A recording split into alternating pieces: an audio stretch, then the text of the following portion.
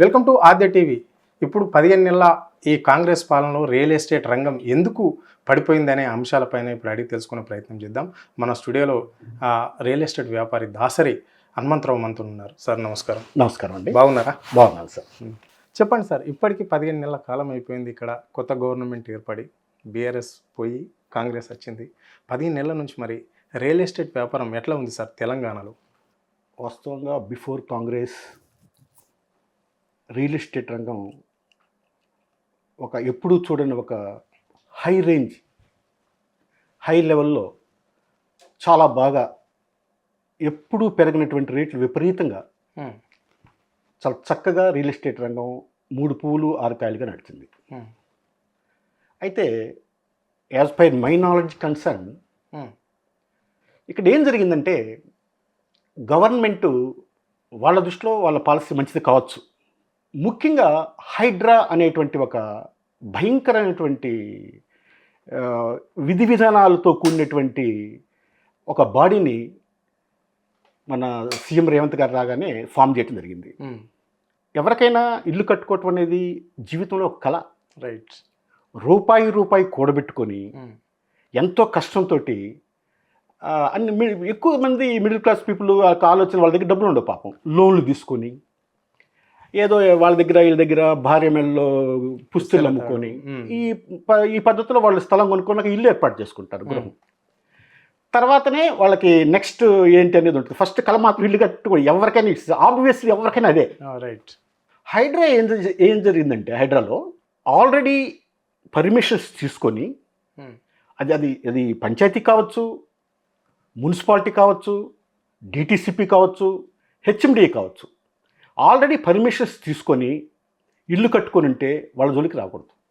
అటువంటి పర్మిషన్స్ లేకుండా అనాథరైజ్డ్ లెవెల్స్లో వారు కానీ ఇల్లు కట్టుకొని ఉంటే వారికి కూడా ముందుగా తగిన సూచనతోటి మీ మీద ఎందుకు యాక్షన్ తీసుకోకూడదు అని చెప్పేసి వాళ్ళని ఒక ప్రశ్న వేసి ఒక నోటీసు జారీ చేసి వాళ్ళు చెప్పేటువంటిది కూడా విని అప్పుడు హైడ్రా అనేది స్టెప్ తీసుకోవాలి. అంటే సార్ ఇప్పుడు యాక్చువల్గా ఇప్పుడు కరెంటు, వాటర్ బిల్ అంటే మళ్ళా రోడ్స్ అయినా ఇంకో కంపల్సరీ దానికి ప్రభుత్వం గుర్తిస్తేనే కదా ఇవన్నీ వచ్చేది. అదే నేను చెప్తున్నా. పర్మిషన్ ఉన్న దగ్గరే ఇలాంటివి వస్తాయి కదా, లేకపోతే రావు. అవును, అదే నేను అంటున్నాను. ఆల్రెడీ పర్మిషన్ తీసుకున్నటువంటి వాటి జోలికి పోకూడదు. ఎందుకు పోకూడదు అంటే గవర్నమెంట్ ఇన్స్టిట్యూషన్స్ అవి. ఇప్పుడు పంచాయతీ బాడీ ఏంటి? గవర్నమెంట్ ఇన్స్టిట్యూషన్స్ కదా. ఒకప్పుడు హైదరాబాద్ పంచాయతీ లెవెల్సే. తర్వాత డిటిసిపి 2005లోనో 2006లోనో హెచ్ఎండి వచ్చింది. దానికి ముందంతా ఇవే కదా, జిపి లెవెల్సే. సో దట్ పర్మిషన్స్ ఉన్న వాటి జోలికి పోకూడదు. వాళ్ళు ఆ ల్యాండ్ని బ్యాంకులో తాకట్టు పెట్టుకొని బ్యాంక్ వాళ్ళు లోన్ ఇస్తే ఇల్లు కట్టుకున్నారు. వాళ్ళ ఒక్కసారిగా ఓవర్ నైట్ హైడ్రా అనేటువంటి వాళ్ళు ఏదో నామమాత్రంగా ఒక నోటీస్ ఇచ్చేసి వాళ్ళకి ఇది ఇమీడియట్లీ మీరు షిఫ్ట్ చేయాలి అనేది కూడా చెప్పకుండా ఇట్లా బుల్డోజర్స్ తోటి ఇట్లా రావటం అనేది ఇట్ ఈస్ హారిబుల్. అది it's not good for everybody else. అది ఎవరైనా కావచ్చండి. ఈ ఎంతో కలగా రూపాయి కూడబెట్టుకున్నటువంటి ఇల్లుని అలా ఒక్కసారిగా మన కళ్ళెదుటే కూలిపోతుంటే చూసేవాళ్ళకి కూడా అది. సార్ ఇప్పుడు సిటీలో రియల్ ఎస్టేట్ రంగం ఎట్లా ఉంది సార్? సిటీలో ఇంకో ఉందా రియల్ ఎస్టేట్ వ్యాపారం, ఇంకా నడుస్తుందా? సార్ వాస్తవంగా చెప్పాలంటే హైదరాబాద్ నగరంలో ప్రస్తుతానికి రియల్ ఎస్టేట్ బాగలేదండి. రియల్ ఎస్టేట్ రంగం ఎప్పుడు కూడా ఒక సెంటిమెంట్ మీద ఆధారపడి ఉంటుంది. సెంటిమెంట్ అంటే నంబర్ ఆఫ్ పీపుల్స్ సైకాలజీ. ఇక్కడ number of peoples psychology HYDRAA కారణంగా దెబ్బతింది. ఇప్పుడు ఏమనుకుంటారు, అసలు ఇప్పుడు అంత అవసరమా మనకి ఈ హైడ్రా? ఇప్పుడు ఎక్కడ పర్మిషన్ ఉన్నాయో తెలియదు, ఏమున్నాయో తెలియదు. ఇప్పుడు మనం ఇంత డబ్బు తీసుకొచ్చి పెట్టి ఎక్కడో మనం ఏదో కొండల్లోనో ఎక్కడో ఇంకోసాటో వేసేటువంటి తెలియని ప్లేస్లో పెట్టి ఒక ల్యాండ్ను కొని అక్కడ ఇల్లు కట్టుకొని దాన్ని రేపు గవర్నమెంట్ వచ్చేసి ఆ పర్మిషన్ లేవు, ఈ పర్మిషన్ లేవు అంటే ఎట్లా అనేటువంటి ఒక మీమాంసలో సబ్స్క్రైబర్ ఇన్వెస్టర్ పడిపోయాడు. అతనికి అక్కడ వేసేటువంటి వెంచర్ అన్ని పర్మిషన్లు బాగానే ఉండొచ్చు, కానీ ఒక భయం వెంటాడుతుంది. ఏమవుద్దో, ఎందుకు ఇంత మనం రిస్క్ తీసుకోవాలి అనేటువంటి ఆలోచనతోటి ప్రజలు ఉన్నారు ఇవాళ. అటువంటిది కోర్స్ ఇప్పుడు అట్లాంటిది ఏమీ లేదు, అలాంటిది ఏమీ జరగదు, మీకు పర్మిషన్స్ ఇస్తే మేము మీ జోలికి రాము అని అన్నా కూడా భయం మాత్రం వెంటాడుతుంది. సార్, ఒక వెంచర్లో ఒక ప్లాట్ సామాన్యుడు కొనాలంటే ఎలాంటి పర్మిషన్స్ ఉండాలి అందులో? ఇప్పుడు చుట్టుపక్కల హైదరాబాద్ చుట్టుపక్కల మనం చూస్తున్నాం, శంషాబాద్ కావచ్చు, షాదీనగర్ కావచ్చు, ఇక్కడ షాబాద్ కావచ్చు, లేకుంటే ఇక్కడ సంగారెడ్డి కావచ్చు, ఇక్కడ చౌటుప్పల్ కావచ్చు, చాలా చోట్లల్లో చిన్న చిన్న వెంచర్లు ఉంటాయి. ఆ వెంచర్ల తక్కువ ధరకు అని చెప్పేసి చెప్పడంతో, యాడ్లు ఇవ్వడంతో అమాయకమైన ప్రజలు కొంటున్నారు ఇప్పుడు యాదగిరిగుట్ట అసలు ప్లేస్లలో. అది కొన్ని రోజులు కాగానే కంపెనీ బోర్డు దింపేస్తుంది. దీన్ని ఎట్లా చూడాలి మరి? ఆ పబ్లిక్ వాళ్ళ పరిస్థితి ఏంటి, కస్టమర్ది? సార్, ముందు ఇన్వెస్టరు ఒక స్థలం కొనాలి అంటే ఏమేం కావాలో తెలుసుకోవాలండి. ఇన్వెస్టర్ తెలుసుకోవటం కాకుండా ఎక్కడైతే కొనాలనుకుంటున్నాడో ఆ ప్లేస్ని 4-5 సార్లు విజిట్ చేయాలి. అక్కడ చుట్టుపక్కల ఉన్నటువంటి గ్రామ ప్రజలను కూడా అడిగి తెలుసుకుంటే కొంత ఇన్ఫర్మేషన్ ఇన్వెస్టర్కి వస్తుంది. ఇన్వెస్టరు పూర్తిగా అన్ని విషయాలు తెలుసుకొని రేరా అప్రూవల్ అని, లేదా డిటిసిపి అప్రూవల్ను, లేదా హెచ్ఎండి అప్రూవల్ను, లేదా అక్కడ మున్సిపాలిటీ ఉంటే మున్సిపాలిటీ అప్రూవల్ను, ఏదో ఒక అప్రూవల్ తోటి దానికి కావాల్సినటువంటి విధి విధానాలు కరెక్ట్గా అన్నీ ఉన్నాయా, గవర్నమెంట్ అప్రూవల్స్ ఉంటేనే కదా మనకి రేపు ఈ డెవలప్మెంట్స్, రోడ్లు కానీ, వాటర్ సప్లై కానీ, కరెంట్ కానీ వచ్చేది. ఈ లేకుంటే మనకి రావు కదా. కాబట్టి అవన్నీ కరెక్ట్గా ఉన్నాయా లేవా అని ముందు విచారించుకోవాలి. నెక్స్ట్ అతను ఏ వెంచర్ అయితే కొంటున్నాడో ఆ వెంచర్లో ఏదైనా ఇనామ్ ల్యాండ్స్ లాంటివి ఏమైనా ఉన్నాయా, లేదా గవర్నమెంట్ సంబంధించిన భూములు ఏమైనా ఉన్నాయా, వాటిని కూడా ఆక్యుపై చేసి వెంచర్ వేయబడిందా, అసలు ఇది ఎంతవరకు వీళ్ళు వెంచర్ వేసిన తర్వాత కూడా వాళ్ళు ఇస్తున్నటువంటి మెయింటెనెన్స్ అన్నీ కరెక్ట్గా జరుగుతాయా, అది అన్నీ పూర్తిగా తెలుసుకోవాలండి. నెక్స్ట్ వేసినటువంటి కంపెనీ కూడా హిస్టరీ చూడాలి. వేసిన కంపెనీ కూడా దాని హిస్టరీ చూడాలి. అసలు ఆ కంపెనీ ఎప్పుడు స్థాపించారు. ఇప్పుడు సపోజ్ మీరు గమనించండి, చాలా కంపెనీలు ఆఫ్టర్ హైడ్రా తెరమరుగాయి.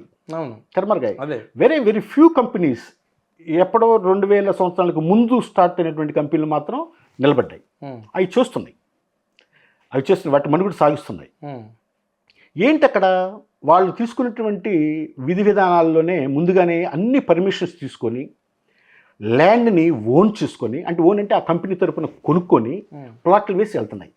అటువంటి కంపెనీల్లో విచారించుకొని అన్ని పర్మిషన్స్ చేతికి తీసుకొని స్వయంగా చూసి ఏ ప్లాట్ అయితే కొనాలనుకుంటున్నాడో ఇన్వెస్టరు ఆ ప్లాట్కి 4-5 సార్లు వెళ్ళి చుట్టూ విచారించి అప్పుడు కానీ అతను ప్లాట్ కొనుక్కోవడానికి సిద్ధపడపోతే ఎక్కడొక్కడ తప్పడగేస్తారండి.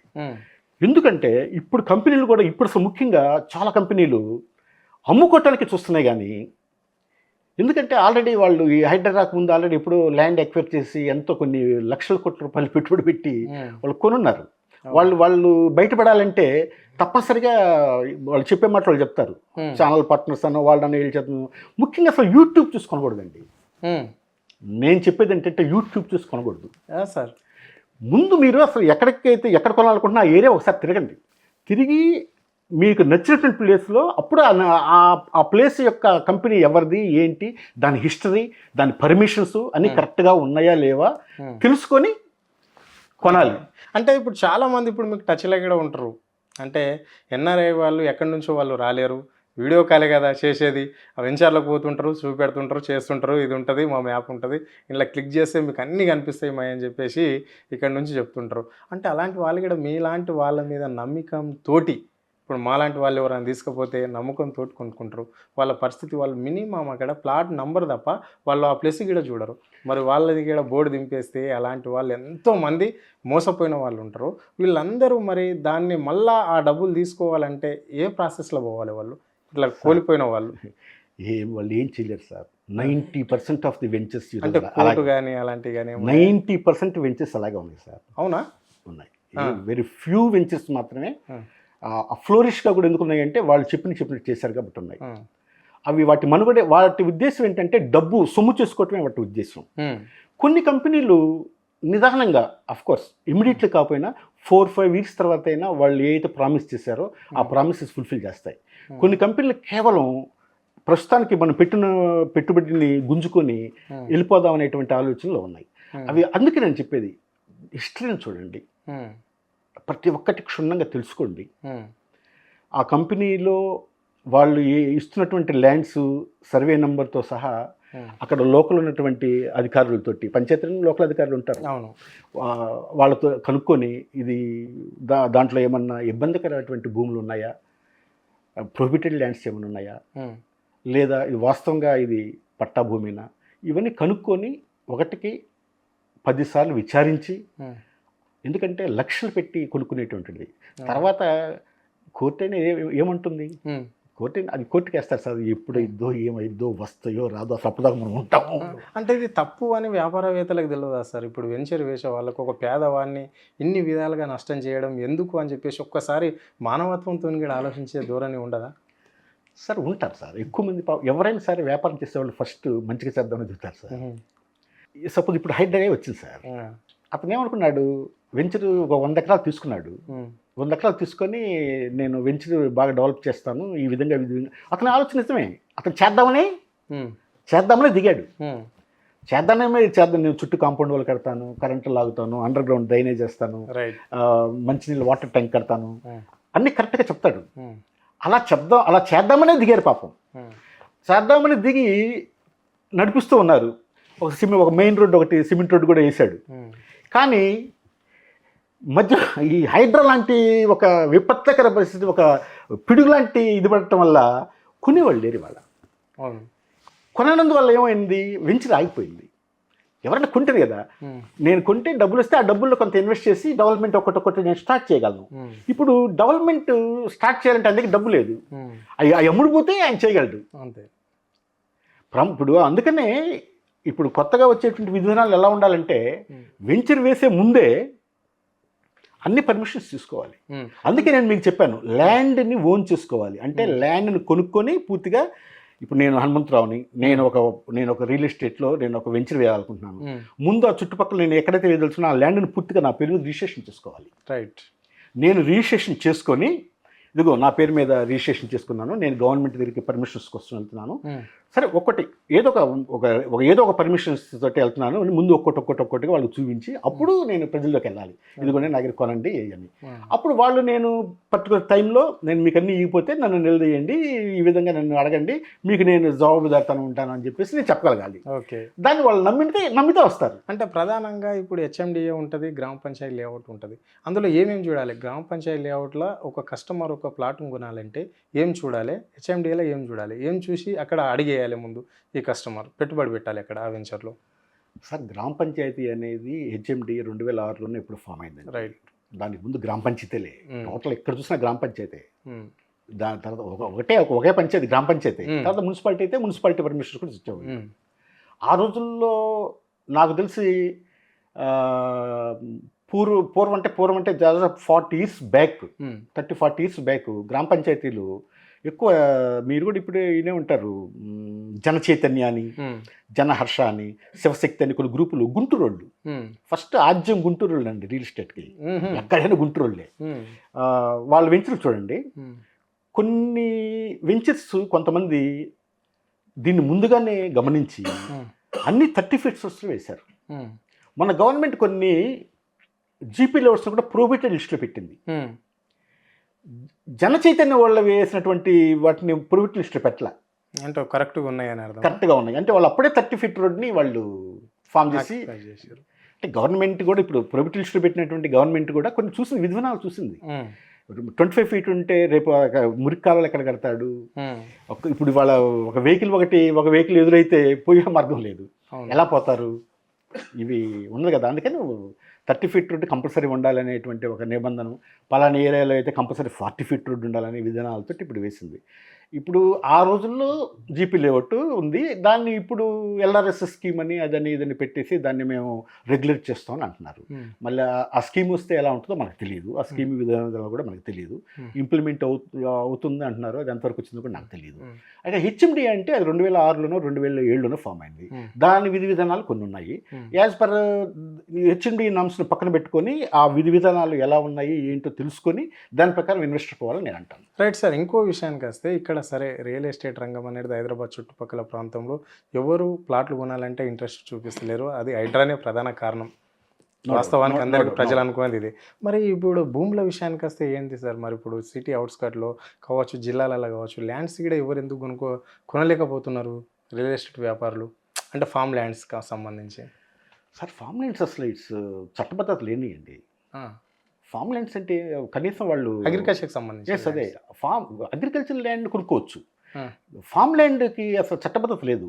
ఫామ్ ల్యాండ్స్ ఎలా చట్టబద్ధత ఉంది మీరు చెప్పండి? ఫామ్ ల్యాండ్స్కి అంటే ఇప్పుడు ఫామ్ ల్యాండ్స్ ఒక్కొక్క దగ్గర ఒక్కొక్క పేద రైతు దగ్గర, ఇప్పుడు మా ఏరియాలో ఎక్కువగా అదే ఫామ్ ల్యాండ్సే ఉంటాయి సార్. ఇప్పుడు నారంకేడ్ మాకు బ్యాక్వర్డ్, అంటే కర్ణాటక బార్డర్కి సంబంధించినవి. అక్కడ రైతు దగ్గర ఒక 5 లక్షల నుంచి 15 లక్షలు పెట్టుబడి పెట్టి మీలాంటి వ్యాపారస్తులు ఆ ఫామ్ ల్యాండ్ని తీసుకొని ఇక్కడ గంధం చెక్కలు చెట్లు పెడతాము సుగంధ సంబంధించినవి అవి అని చెప్పేసి ఇక్కడ 3 లక్షలకే 2 లక్షలకే మా దగ్గర ప్లాట్ అమ్మబడును అని చెప్పేసి ఇక్కడ విపరీతంగా మీరు అన్నట్ల యూట్యూబ్లో కావచ్చు, లేకుంటే వాళ్ళకి సంబంధించిన సోషల్ మీడియాలో విపరీతంగా ప్రచారాలు చేసుకుంటారు. అంటే రైతు దగ్గర కొనేదేమో తక్కువకు, 1 ఎకరంలో మినిమం మన లెక్క ప్రకారం దాన్ని డెవలప్ చేస్తుంటే 30-40 గుంటలు ఎకరం ఉంటే 30 గుంటలు ఫామ్ ల్యాండ్ను తయారు చేసి రోడ్లు అని చెప్పేసి 10 గుంటలు తీసేసిన ఆయన 3-4 గుంటలు అమ్మితేనే ఆ రైతు పెట్టుబడి రైతుకు పేమెంట్ వెళ్ళిపోతుంది. లాభం కింద క్రియేట్ చేసుకుంటుండే. దీన్ని ఎట్లా చూడాలి? అది చట్టబద్ధత ఉన్నట్లన్నా, అంటే అది వాస్తవం ఏమైనా నమ్మచ్చా? దాన్ని ఎంతవరకు నమ్మాలి? నమ్మితే కరెక్ట్ కాదండి. అది కరెక్ట్ కాదు. ముందు వాస్తవంగా కంపల్సరీ నాన్ అగ్రికల్చర్ ల్యాండ్ నుంచి కమర్షియల్ ల్యాండ్ కంపల్సరీ పర్మిషన్ తీసుకోవాలండి.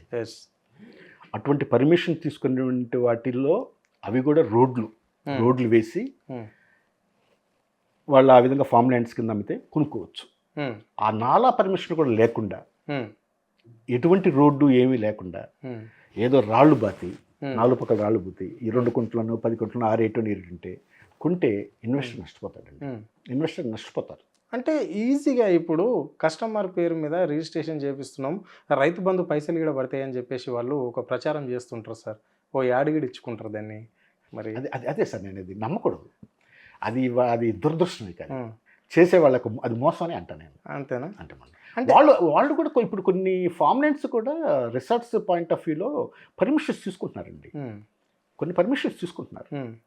ఫామ్ ల్యాండ్స్ కొంతమంది పర్మిషన్ తీసుకునే వేస్తున్నారు. అట్లా పర్మిషన్ తీసుకుని వేసుకునే వాళ్ళకి ఇబ్బంది ఉండదు.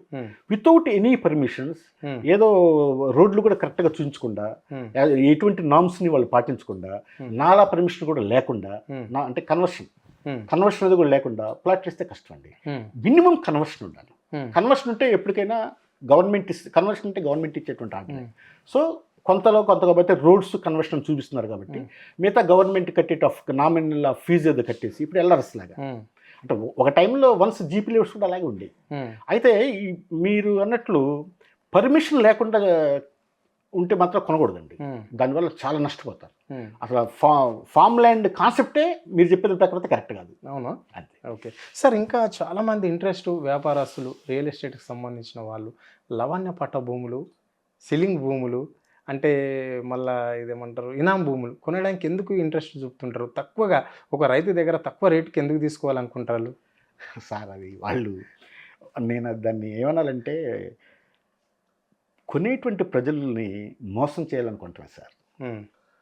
ఎలా అమ్ముతారు సార్ మీరు చెప్పండి? ఇనాం భూమిని ఎలా అమ్ముతారు మీరు? అంటే గవర్నమెంట్ తెలుసుగా సార్, అది గవర్నమెంట్ ల్యాండ్ అండి. ఏదో తక్కువ రేటుకి వస్తుందని చెప్పేసి ఆశతోటి ప్రజలు మోసం చేయాలని చెప్పేసి కొనటం తప్పితే ఈ కొనేవాళ్ళు కూడా అదే నేను అది కొనకపోతే పాపం వాళ్ళు నిండా మునిగిపోతారు. అవును. ఎలా దాన్ని హౌట్ ఇస్ పాసిబుల్ మీరు చెప్పండి? అసలు వితౌట్ పర్మిషన్ గవర్నమెంట్ ల్యాండ్ని ఏదో ఒక చూసి చూడకుండా ఏదో ఇది పొలమే అది పొలమే కదా, దాని పక్కనే ఉంది కదా, ఇక్కడేమో ₹1,00,000 ఉంది, ఇది 20 లక్షలకు వస్తుంది కదా అనేటువంటి తక్కువ రేట్లో వస్తుందని ఆశపడుకుంటే అది ఎట్లా పాసిబిలిటీ అంటే అది కరెక్ట్ కాదు. తెలుసు. అదే నేను ఇన్వెస్టర్ అవేర్నెస్ రావాలండి. గవర్నమెంట్ కూడా రియల్ ఎస్టేట్ అంటే ఒక పెద్ద ఇండస్ట్రీ అండి. అది ఇదేదో ₹2 లాంటిది కాదు. ఎంతో ఎక్కువ అమౌంట్ వెచ్చించి కొనేటువంటి, ఎంత జాగ్రత్తగా ఎన్ని ఫాలో కావాలి, ఎన్నో జాగ్రత్తలు తీసుకుంటేనే కానీ రాబోయే కాలం చట్టాలలో మనం ఇంకా ఇంకా ఇంకా కఠినతరం చేయాలండి. కఠినతరం కూడా కావాలి. అట్ ది సేమ్ టైం ఆ ఫీజిబిలిటీని కొనేవాడికి కూడా కల్పించాలి. గవర్నమెంట్ కూడా ఇంకేమన్నా ఆలోచించి దీన్ని అసలు ఇటువంటి రాకుండా ముందుగానే అరికట్టి ఇటువంటి అన్నీ అరికట్టి రాబోయే కాలం ఇబ్బందికరంగా లేకుండా వాళ్ళకి ఎసులుబడి కల్పించి, ఒకవేళ నువ్వు వాళ్ళ దగ్గర కొంటే ఆ కొన్నటువంటి దానికి చట్టబద్ధత రావాలంటే ఏం చేయాలో కూడా చేస్తే కొంచెం గవర్నమెంట్ వీళ్ళకి కొంచెం సహాయం చేసిన వాళ్ళు అవుతారు. సరే సార్, హైదరాబాద్ వల్లనేమో హైదరాబాద్ ఇట్లా నష్టపోయింది, ఇప్పుడు ఫామ్ ల్యాండ్ల వల్లనేమో జిల్లాలలో అట్లా నష్టపోతున్నారు. మరి వ్యవసాయ భూములలో కొనడానికి రియల్ ఎస్టేట్ వ్యాపారులు ఈ 15 నెలల కాలంలో ఎందుకు ముందుకు రావడం లేదు? అంటే చాలామంది ఫామ్ హౌస్ల గురించి ఇంట్రెస్ట్ చూపిస్తుంటారు కదా, మీలాంటి వాళ్ళు ఏదో సిటీ అవుట్స్కట్లో ఉండుంటే 100 కిలోమీటర్ల దూరం ఉంటే పిల్లలతోని ఎప్పుడైనా పోవచ్చు కదా, వీకెండ్కి ఒకసారి పోవచ్చు, మంచిగా ఉంటుంది కదా అని చెప్పేసి అనుకునే వాళ్ళు. అంటే మేము చూసినప్పటికీ గత 3-4 సంవత్సరాల కింద విపరీతంగా ఉండే తెలంగాణలో ఏ మూలకు పోయినా కానీ అరే మంచి ఫామ్ హౌస్ చేసుకోవచ్చు, ఒక 5 ఎకరాలు ఉంటే చూసి పెట్టు, 10 ఎకరాలు ఉంటే చూసి పెట్టు అనే మాట మాట్లాడేది. మరి 15 నెలల నుంచి కూడా ఆ మాటనే బయటకు వస్తలేదు. ఏంటి దీని ప్రభావం ఏంటి? అంటే పట్టనే ఉంటుంది కదా, ఇప్పుడు పట్ట పాస్బుక్ ప్రకారం తీసుకుంటాం, పానీ అని ఉంటుంది. 54 నుంచి మీరు తెలుసు కదా సార్, మీకు అదంతా అన్నీ ఉంటాయి సార్, అన్నీ ఉంటాయి, అన్నీ చూపిస్తారు. కానీ అక్కడ వాస్తవ రూపంలో అలా ఉండదు. అంటే తమ్ముడు అమ్మితే అన్నాచి మళ్ళీ కేసేస్తాడనే సార్, అది ఏదైనా అందుకే సార్ అన్ని చూసుకొని గవర్నమెంట్కి 1-2 సార్లు విధి విధానాలు, అదే విధి విధానాలు అంటే నా ఇవే, ఆ విధి విధానాలను చూసి విధి విధానాలు కూడా గవర్నమెంట్ ఇంప్లిమెంట్ చేయాలి. ఒక సామాన్య ఇన్వెస్టర్కి మేలు చేసిన వాళ్ళు కూడా అవుతారు అనమాట. అట్లా జరిగితే కానీ అతను ఇన్వెస్టర్ కూడా కొనాలి, అట్లా ఉంటేనే కొనాలి, లేకుంటే మాత్రం కుప్పకూలిపోతాడు. Okay, right sir, thank you. మీ అమూల్యమైన టయాన్ని మాకు కేటాయించినందుకు ధన్యవాదాలు. నమస్కారం sir, thank you sir, thank you very much. మీరు పిలిచి ఆద్య టీవీ మరొకసారి అందరికీ కూడా నా శుభాభినందనలు.